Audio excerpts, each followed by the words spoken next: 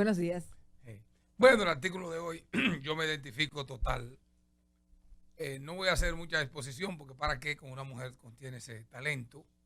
Nosotros tenemos nuestras propias ideas diario porque analizamos diario, tenemos esa facilidad.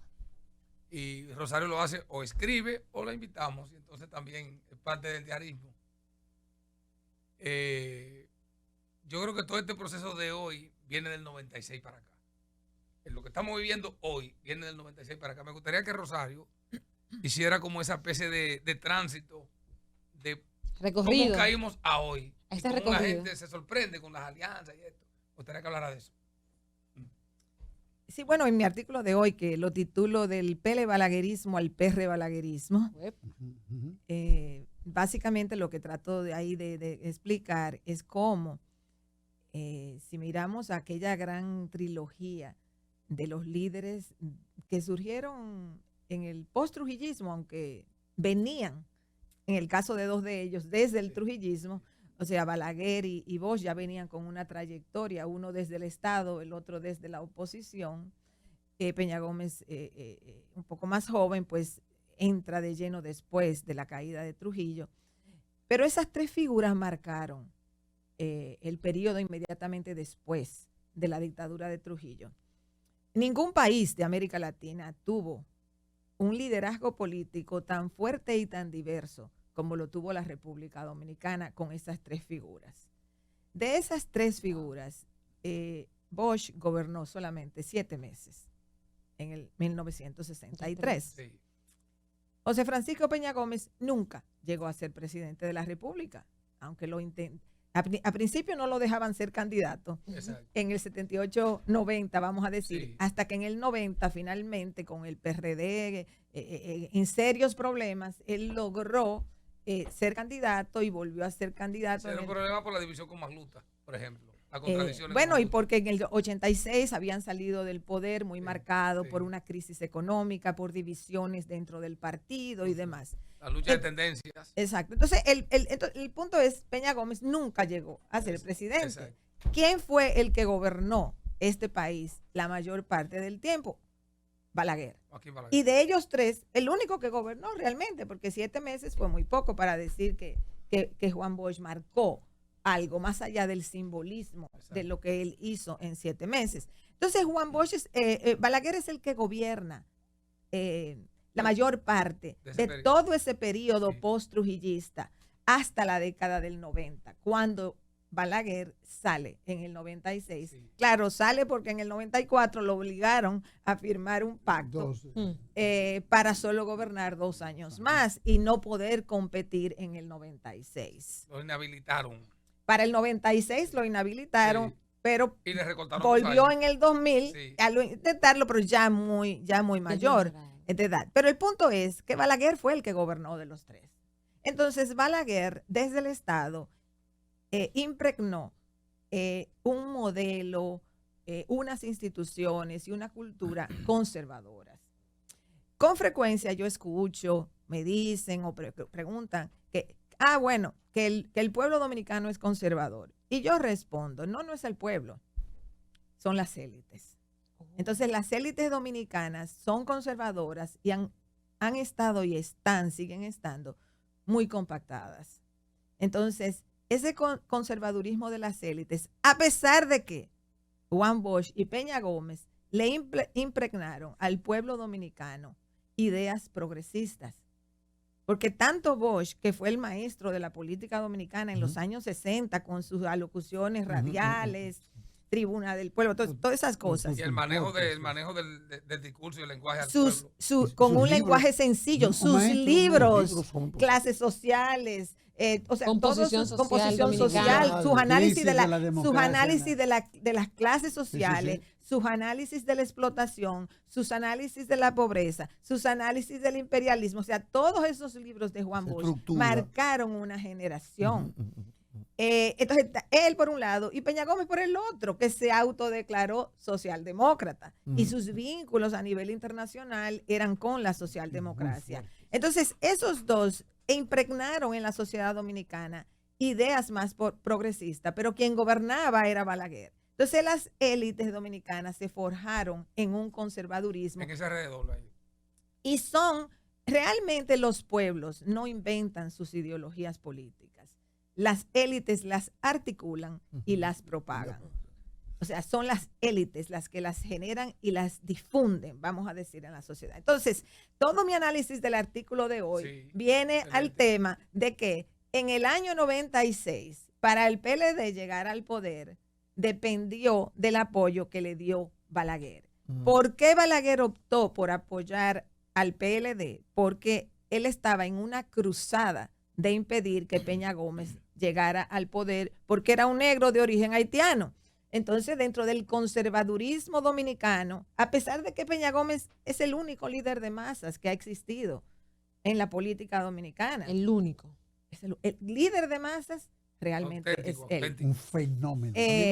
Entonces, como Balaguer en la década del 90, porque fíjense, en el 78-86, vamos a decir, el mismo PRD se encargó de que Peña Gómez no fuera candidato presidencial. Y de reivindicar a Balaguer.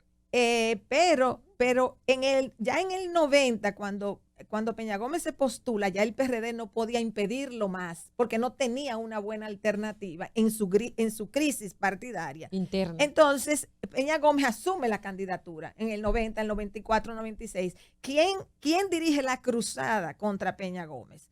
Balaguer, en la década del 90. Sí. Pacta con el PLD en el 96 para impedir que Peña Gómez ganara, y en el 98 Peña Gómez muere. Entonces lo dejaron sin nunca llegar a ser presidente. Así es como el PLD, después que Balaguer muere en el 2002. Sí. Bueno, primero Balaguer vuelve a ser candidato en el 2000. Y claro, le quita los votos que le había aportado al PLD. Sí. Entonces, así llega Hipólito a la presidencia. Pero Balaguer muere en el 2002. El PLD vuelve porque ante la crisis financiera que se armó en el país, asume parte de esa el PLD absorbió. Claro. El PLD se convirtió en un partido mayoritario porque absorbió ante la muerte de Balaguer toda esa base electoral balaguerista. Entonces, yo en aquella época escribí un artículo que llamé el pelebalaguerismo. Sí. Entonces, ahora retomé ese término que yo había usado hace muchos años de pelebalaguerismo y le puse del pelebalaguerismo al perrebalaguerismo. Porque el domingo ustedes vieron que el Partido Reformista proclamó a Luis Abinader candidato. Pero toda esa derecha dominicana histórica, ultraderecha, se ha ido vinculando al gobierno del PRM y el propio gobierno ha tenido una estrategia de desarticular el apoyo que esa ultraderecha le ha dado a Leonel Fernández, porque ante la muerte de Balaguer, bueno, el envejecimiento y la muerte luego de Balaguer, la ultraderecha tuvo o escogió, o Balaguer se lo dejó, a Leonel Fernández como su líder. Y Leonel Fernández estructuró esa ultraderecha y fue el líder de esa ultraderecha. Era aventajado. Ahora mismo Abinader ha logrado romper ese vínculo de la ultraderecha con Leonel Fernández. Y Abinader se ha llevado una tajada importante. 21. El Partido Reformista, la Fuerza Nacional Progresista, que aunque no lo ha proclamado, pero lo está apoyando. Lo va a proclamar la otra semana Guillermo Moreno. Pero bueno, ya esa es otra fuerza diferente política. Sí. Entonces, ahí lo que viene es un ensamblaje. Que yo termino mi artículo básicamente diciendo que al final se forman estos ensamblajes con distintos, tintes supuestos ideológicos en donde todos convergen hacia el conservadurismo. A mí me estremece el hecho de que la República Dominicana es el único país de América, el único, que no ha podido articular una fuerza emergente, una fuerza distinta. Revisamos América y tú dices, pero ¿qué pasa aquí? Entonces mi pregunta, en la profundidad de la realidad real, ¿qué es lo que pasa aquí? Que no hay manera de articular, de estructurar una propuesta diferenciadora. Y no es recurso porque la izquierda hubo una partecita de la izquierda que tuvo recursos, un poquito, pero tuvo. No es inteligencia, porque aquí hay gente brillante que se quiso colocar en lo alternativo y no ha podido. ¿Qué es lo que pasa? Bueno, yo creo que son varios factores. Por un lado, los partidos que estaban llamados a impulsar cambios en el país eran el PRD y el PLD. Ellos estaban llamados. Ellos estaban llamados porque ellos venían de una matriz, de una corriente progresista, o sea, venían de Juan Bosch, venían de Peña Gómez. Y de un sector de la izquierda, pudiera decirse. Que se vincularon, que se vincularon. Entonces, tanto el PRD como el PLD no lograron impulsar esas ideas más progresistas una vez llegaron al Estado. Eso por un lado. Por otro lado, si vamos a ver los partidos pequeños, los pequeñitos, digamos, que se autoproclaman de izquierda. Que ahora todos juntos le dan un 6%, que son decisivos para las elecciones. Esos partiditos lo que han hecho es lo mismo que han hecho los partiditos de ultraderecha. Partiditos. Sí, pues son partidos chiquitos. Que ha sido unirse, ir en alianza con estos partidos grandes que no lograron realmente los cambios más progresistas. Cuando hablamos de cambios más progresistas son diversas cosas. Algunas tienen que ver con aspectos económicos, otros con temas sociales y demás. Entonces, eso al final, como van en la coalición con un partido grande, generalmente con el partido grande que está en el poder o que se vislumbra va a llegar al poder, exacto. Porque los partidos pequeñitos hacen un cálculo económico. Además, la ley los obliga a no perder el reconocimiento legal ante la Junta. Bueno, ellos buscan no perder el reconocimiento legal porque si sacan un funcionario electo, un vocal, uno cualquiera, ya ellos mantienen su registro legal, su personalidad jurídica. Entonces, lo que ellos buscan básicamente es eso. Entonces, fíjense que los ensamblajes con los que ganó el PLD, el llamado en esa época que le llamaron bloque progresista, y ahora el ensamblaje de partidos que está apoyando al PRM, ahí hay de todo. O sea, ahí hay de todo. Ahí hay autoproclamados de izquierda, autoproclamados de ultraderecha, autoproclamados de centro. O sea, ahí hay de todo en ese cóctel. Un tutti frutti ahí. Exacto, es un tutti frutti lo que hay ahí adentro. Entonces, lo mismo pasó con el PLD. Pero ahora está pasando con el PRM y por eso fue que yo titulé mi artículo del PL balaguerismo al PR balaguerismo. Se repite la historia. Porque realmente lo que tanto el PLD, que llega al poder con ese apoyo balaguerista, y ahora el PRM, que por su cuenta fue a revivir toda esa gente también, porque quería atraérselo. Estaban un poquito más en declive, porque el Partido Reformista es un partido en declive, sacó 1.80% de los votos a nivel presidencial en el 2020, o sea, ni siquiera calificó con un 5% para ser partido mayoritario, entre comillas, pero que accede a mucho dinero en la repartición del financiamiento público. Entonces, estamos hablando de partidos que electoralmente son pequeños, pero que el partido grande busca formar toda esa coalición grande porque envía una señal de poder. Y a los chiquitos le conviene porque es una manera de mantener su personalidad jurídica, pero además de tener acceso al Estado. Prácticamente, es más, de todos los partidos que hay registrados, hay 34 partidos ahora mismo registrados. 8 movimientos y 34 partidos registrados legalmente en la Junta Central Electoral, excepto, no, creo que ninguno, quizás uno nuevo o dos. No puedo pensar ahora mismo en cuál de ellos no ha sido parte del Estado. Exacto. O sea, no, estoy tratando de pensar si hay alguno, pero no. O sea, aunque no fuera con la sigla nueva, porque algunos tienen sigla nueva en este momento. FP. Pero todos esos partidos que están registrados, han estado 34 partidos, han estado gravitando en el Estado. Eso es parte de la explicación de por qué. El más viejo de ellos en esa gravitación es el PQD. el más viejo de ellos. ¿Parte de la explicación de qué? Eso es parte de la explicación de por qué la República Dominicana tiene tanta estabilidad política también. También. Porque aquí todo el mundo ha estado montado en el tren estatal. En un momento o en el otro. Entonces, como han estado montados en el tren estatal, a todos les conviene que haya mucha estabilidad política. O sea, lo que estoy tratando de decir, bueno, tiene esa ventaja de que la República Dominicana ha tenido mucha y sigue teniendo mucha estabilidad política. El costo ha sido la falta de diferenciación política. Y no sale muy caro eso. Porque antes de que usted vaya, no sale muy caro en cuanto a dinero, esa estabilidad. Bueno, todo sale caro. La inestabilidad sale cara también. Peor. Entonces, la inestabilidad sale cara y la estabilidad sale cara. A mí, en realidad, no es ese costo que me preocupa. ¿Cuál es el que le preocupa? A mí el que me preocupa es que no hay una real diferenciación. Cuando tú tienes unas elecciones, si te fijas, no hay diferencias sustanciales entre una opción u otra. O cuando tú te ilusionas de que alguien va a hacer una diferencia, al poco tiempo te das cuenta que no pasó nada.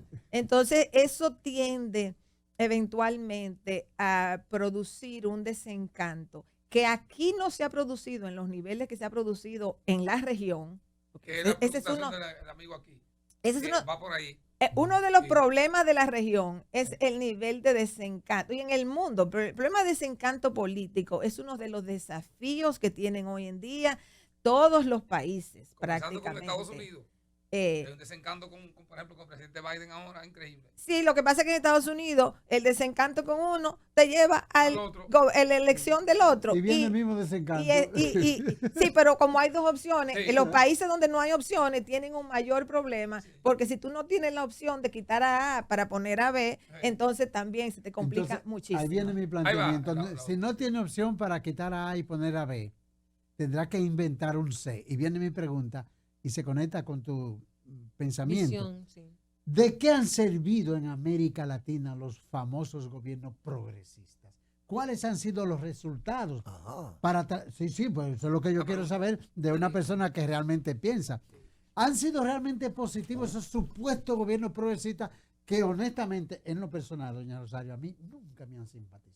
Ok, adelante. Pero se lo pregunto así. Yo le tengo otra ahí. Bueno, mira, la ventaja de la diferenciación es que dependiendo del posicionamiento que tienen, digamos, los partidos o los líderes, cuando llegan al poder te generan determinadas políticas públicas. Porque la misma pregunta que usted ha formulado se puede formular con relación a los no progresistas, o vamos a decir a los conservadores, que han hecho en América Latina. O sea, te vas a Bolivia, te vas a Ecuador, te vas a Perú, y tú dices, ¿y los conservadores qué hicieron en esos países? También el mismo problema respondiendo esa pregunta. ¿Por qué es importante el surgimiento de perspectivas más progresistas? Porque son las que generan los cambios. O sea, los conservadores... No en la teoría, porque en la práctica se me pregunta. Bueno, es que en la práctica, el ejercicio de la política es sumamente complicado. Pero cuando tú tratas, o tú te estancas básicamente con lo que hay, o tú tienes que promover cambios. ¿Y hacia dónde tú promueves los cambios? ¿Promueves cambios a favor de mayor exclusión social o promueves cambios a mayor inclusión social? ¿Y qué fórmulas tú vas a usar para producir mayor exclusión social o mayor inclusión social? De distintas maneras, a nivel económico, a nivel social. Entonces, los problemas de América Latina, en parte, y ahí viene el punto de qué es lo que hacen los gobiernos, hay problemas en América Latina que son estructurales. O sea, que aunque te prometa un gobierno, un partido o un líder, tal cosa, hay una estructura socioeconómica que te complejiza las cosas, que son propias, digamos, del capitalismo subdesarrollado, que es donde están prácticamente todos los países de América Latina. Es una lógica del sistema. Entonces, las sociedades que han logrado mayor desarrollo en el mundo han combinado elementos del capitalismo con elementos, digamos, del socialismo. ¿Por qué? Porque el capitalismo es un mecanismo de generación de riqueza, pero dejado a su libre albedrío, es un sistema que te va a generar muchas desigualdades, porque aunque lo hayan prometido los clásicos de la economía capitalista, realmente dejado a su libre albedrío, el capitalismo no te redistribuye riqueza, sino que te la concentra. Entonces, para tú generar algún tipo de mayor igualdad, de mayor justicia social, tú necesitas que alguien, ¿y quién es ese alguien? Si no lo hacen los que generan la riqueza por su propia cuenta, tú necesitas un Estado que te ponga políticas, que tenga políticas públicas, políticas impositivas, políticas sociales, que te permita cierta redistribución de la riqueza para que las sociedades no se vayan a los extremos de la desigualdad. Rosario. Entonces, ahí es donde está la complejidad política.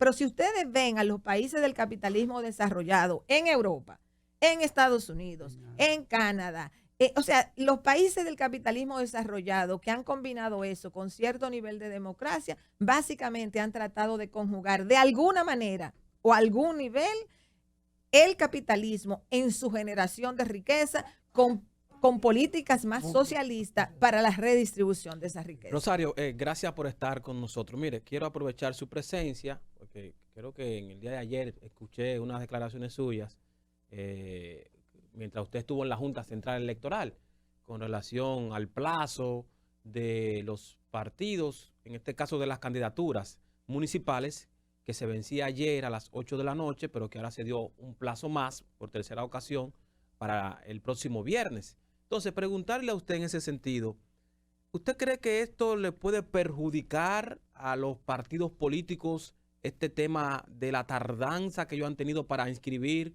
sus candidatos municipales? ¿Y a quién le perjudicaría más este tema de la inscripción de esos candidatos municipales?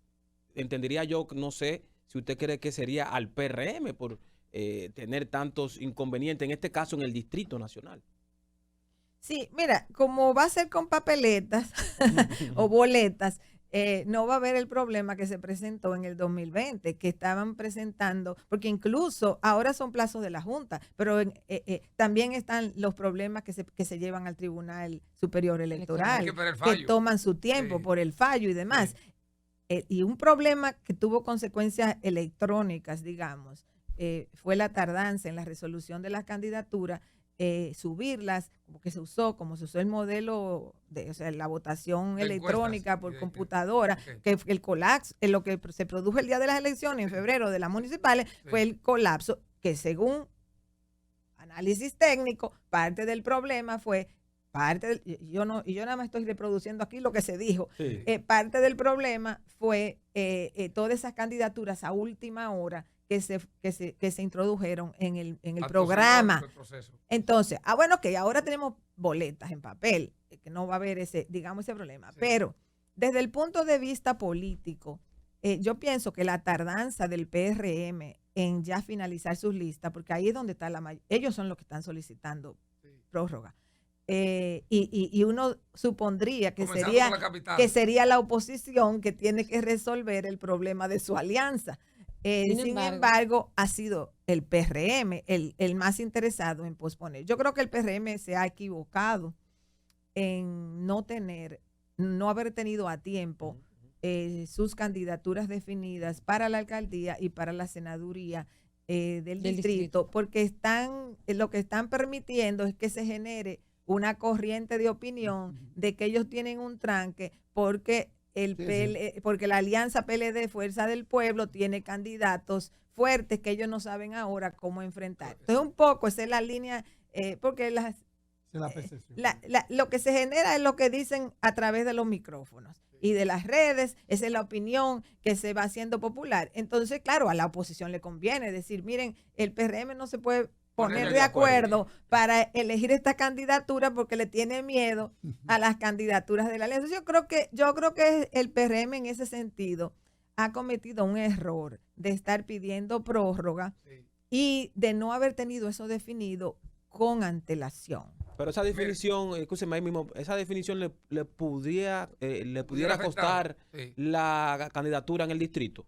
Bueno, nadie puede decir eso ahora mismo, nadie puede responder eso porque, al final es la campaña lo que te va marcando. O sea, no es que yo no podría decir, no creo que nadie pueda decir que eso le va a costar ni que nadie está seguro ahora. Al PLD y a la Fuerza del Pueblo le conviene decir que le va a costar, pero eso es conveniencias políticas de discurso, pero yo no creo que nadie puede decir que le va a costar.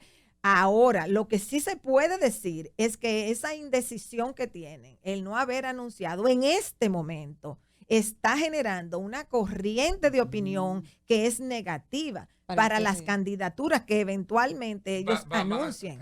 Mire, dos cositas rápido. Las elecciones del 96, la reforma cambió el sistema político de doble vuelta electoral. Yo oigo gente diciendo aquí, fulano salió con un ventorrillo, pero ese ventorrillo aporta un 1%, que es decisivo en el momento de contar los votos. Esa es una pregunta. ¿A qué medida tiene importancia a medida que tú articulas un movimiento? Una. Y dos, yo pienso, y Michael y yo lo hemos discutido, yo creo que el escenario de febrero y el de mayo son totalmente diferentes. Oigo de gente diciendo, el que ganemos la municipal, ganamos la presidencial. No es así. Para mí no es así. Me gustaría esas dos apreciaciones, ¿cómo la ve usted? Comenzando con el sistema de doble vuelta, para el 50+1. Bueno, el sistema de doble vuelta, la doble vuelta, como yo he dicho muchas veces, es una especie de remiendo. Es como un parche que se le pone al sistema presidencial, que se hace multipartidario. ¿Por qué? El sistema presidencial que se inventó en Estados Unidos, porque las democracias europeas son democracias parlamentarias que funcionan de manera diferente. Como en Estados Unidos no había monarquía, que sí las había en Europa, entonces Estados Unidos estructura un sistema de gobierno con un presidente que es una especie de monarca. Vamos a decir, pero que hay que elegir porque no era hereditario. Entonces, el sistema presidencial está diseñado para que existan dos partidos. Fíjense, el sistema electoral de Estados Unidos hace sumamente difícil el surgimiento de un tercer partido. No hay una experiencia. Ellos, una tercera fuerza. Tenía una tercera fuerza, pero que no funcionó prácticamente. El Partido Comunista de ellos. Pero ellos no llegan a ningún sitio. O sea, las experiencias que ha habido ha sido Ross Perot a principios de la década del 90, que le sacó votos al republicano y llevó a Clinton al triunfo en el 92. Eso es lo más que llega. Porque que el sistema electoral, de colegio electoral, que hay que ganar estado por estado, por estado, por estado. Tienes que ganar, tienes que ganar con voto popular, estado por estado. O sea, es mayoría de votos, pero es en el estado A, B, C, D. Y es la computación de todo lo que eso representa en el número de representantes en el Congreso que te lleva a un triunfo en el colegio electoral. Por lo cual, le hace muy difícil a partidos emergentes, a terceras opciones, ser opción de poder. En otras palabras, el sistema electoral en Estados Unidos se lo pone muy difícil al tercero, porque el sistema presidencial está diseñado para dos grandes fuerzas. En países donde no existe un sistema electoral que dificulta la existencia de muchos partidos, como es la República Dominicana, aquí es fácil, tú relativamente hablando, inscribir un partido. Entonces tú tienes muchos partidos que surgen. ¿Qué pasa? Pueden ocurrir dos cosas, o que ningún partido tenga una mayoría clara y se fragmente el sistema partidario en realidad, o que la política siga estructurándose en torno a dos grandes fuerzas. La política dominicana, aunque hayan 34 partidos hoy registrados en la Junta Central Electoral, se articula en base a dos fuerzas políticas. ¿Cuáles son las dos fuerzas políticas del momento?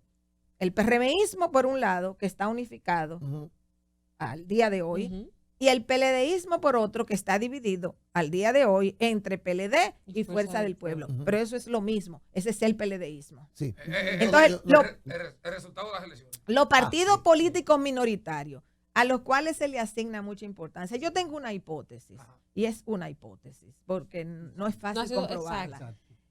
No es que los partidos minoritarios tengan votos que le aportan para que el grande gane. Esa es la narrativa. Yo lo que supongo que ocurre es que los pequeños, al aliarse a los grandes, obtienen votos que no hubiesen obtenido si hubiesen ido solos. Si hubiesen ido solos. Eso yo pienso que es lo que ocurre. Entonces, yo por eso no magnifico la importancia de esos partidos pequeños, porque eso básicamente... No. Los resultados municipales con lo presidencial. ¿Hay alguna relación? Hay gente que dice que...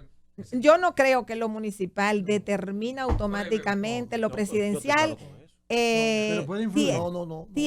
Claro, todo tiene su impacto en política, pero no que haya una relación de determinación. Mire, usted no se puede mover de aquí, una persona como usted, sin responder, esta pregunta. Para otro artículo. Mire, dama, la geopolítica es la ciencia hoy. Y entonces, un país como República Dominicana y toda América Latina tiene el problema de que China asciende al liderazgo mundial. Y ya nosotros empezamos a sentir el impacto de la imposibilidad, entre comillas, de acercarnos libérrimamente a China. ¿Cuál es la actitud? ¿Qué es lo que está pasando? Y ahí mismo, tiene eso que ver. ¿Por qué razón los americanos no nos ponen un embajador? Combíneme esa respuesta. Por favor.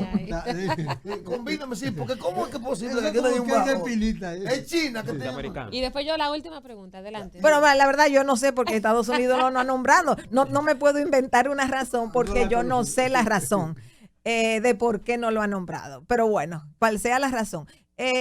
Indiscutiblemente, China es un país con una economía en emergencia, digamos, con potencia hoy en día. El problema es que el poderío económico de China tiene que ver en gran medida con Estados Unidos. Estados Unidos mudó prácticamente su producción a China.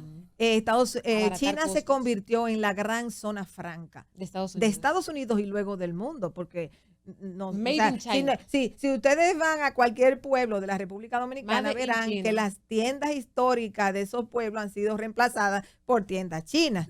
Entonces, realmente, pero fue Estados Unidos que abrió eso. Cuando Estados Unidos estableció las relaciones diplomáticas con China, su objetivo era básicamente encontrar un país con mucha mano de obra barata y disciplinada. Y eso China se lo presentaba. Entonces, mudaron mucha de su producción para China. Y eso ha sido un elemento fundamental para el crecimiento económico de China. Estados Unidos hoy está en una reevaluación de su relación con China, de reubicar parte. No es que van a sacar todo de China, pero sí de reubicar parte de su producción en el sudeste asiático, en la India, en Vietnam. Estados Unidos estableció un acuerdo con Vietnam, en otros países de la región. De allá y un poquito hacia esta región del Caribe, Centroamérica, pero no en la dimensión en que hay en China y cualquier redistribución que hagan en el sudeste asiático. Y parte incluso en tecnología más sensitiva, llevarla de nuevo a Estados Unidos, como en la producción de semiconductores, de microchips. Que parte la están llevando de nuevo a Estados Unidos por seguridad nacional. Entonces, ahora mismo estamos en una situación donde Estados Unidos y China se necesitan mutuamente. Eso sí. Ellos no pueden, ninguno de los dos, realmente enfrentarse. Y la reunión reciente de Biden con Xi Jinping demuestra que ambos países entienden perfectamente que no les conviene a ninguno de los dos enfrentarse, ni a ninguno de los dos permitir que surjan más puntos conflictivos, porque ya está Ucrania y está el problema Israel-Palestina y Hamas. Entonces, ante esos conflictos, digamos que aunque se mantienen controlados geográficamente, tienen impacto. El de Ucrania ha tenido impacto en el mundo por la capacidad productiva que hay ahí. y el de Israel jamás tiene consecuencias en esa región, que es una región vital en el mundo por la cantidad de petróleo que se produce ahí. Entonces, yo pienso que tanto Estados Unidos como China han entendido que se necesitan mutuamente y que tienen que hablar y tienen que entenderse, aunque mantengan su retórica de ataque y demás. Pero yo pienso que eso se va a mantener así. A mí me parece importante que la República Dominicana sí abriera relaciones con China. No hay razón para que la República Dominicana no lo hiciera, independientemente del costo que haya pagado con relación a Estados Unidos. Pero Estados Unidos tiene relación con China. Entonces no puede pedirle a otros países que solamente no la tengan. Ya, porque ya se nos agotó el tiempo, Douglas. Han surgido candidatos y partidos emergentes en América Latina y han obtenido el poder. ¿Existiría la posibilidad que eso suceda en República Dominicana? Ya nos fuimos, pero por lo menos esa respuesta. ¿Para qué año tú me estás haciendo esa pregunta? Sí, porque para ahora, para el 24. Es un futuro no muy lejano.